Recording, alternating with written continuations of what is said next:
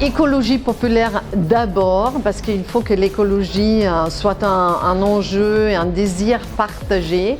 Et ensuite, il faut bien sûr des solutions technologiques aussi. Aujourd'hui, l'information est clairement disponible. On a toutes les données scientifiques, on comprend, on connaît le changement climatique, l'érosion de la biodiversité, mais on manque de sens partagé. Aujourd'hui, redonner du sens à une vision de société, de faire société différemment, dans le respect de ce que la nature peut supporter, pour nous supporter dans l'avenir, malheureusement, ce sens-là n'est pas encore partagé.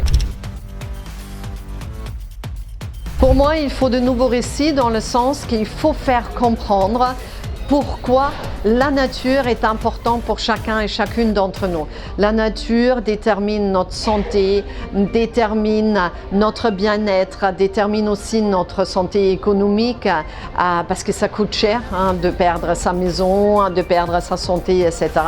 Mais pour y arriver, il faut quand même des règles, mais peut-être pas de nouvelles règles, mais de meilleures règles.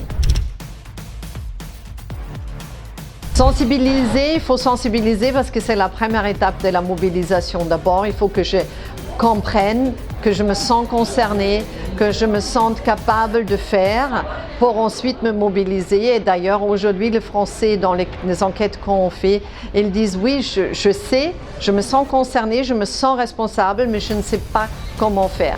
Donc ça témoigne bien. D'abord, il faut être sensibilisé. Maintenant, à nous et à tous de faire comprendre comment on peut agir au quotidien. C'est clairement une responsabilité individuelle, mais qui n'est pas encore ressentie comme telle. La plupart des gens se sentent, oui, je me sens inquiet, je me sens responsable, mais je ne sais pas quoi faire. Et donc c'est là aussi où il faut que ça devienne une responsabilité collective et partagée avec des moyens d'action proposés.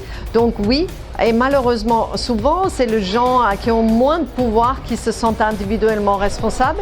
Et ceux qui ont le pouvoir, donc nos politiques, nos chefs d'entreprise, ne se sentent pas assez responsables individuellement. Donc oui, c'est une responsabilité individuelle qui doit ensuite, bien sûr, aussi se partager dans une responsabilité collective.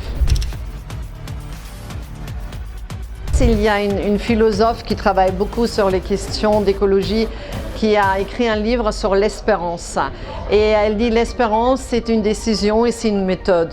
Et je pense que c'est vraiment important qu'aujourd'hui, il faut décider d'avoir de l'espoir, d'être optimiste, parce que c'est la décision la plus raisonnable. Parce que sans cette envie, sans cet espoir, sans cet optimisme, on ne pourra pas agir. Et ne pas agir, ça va nous condamner tous.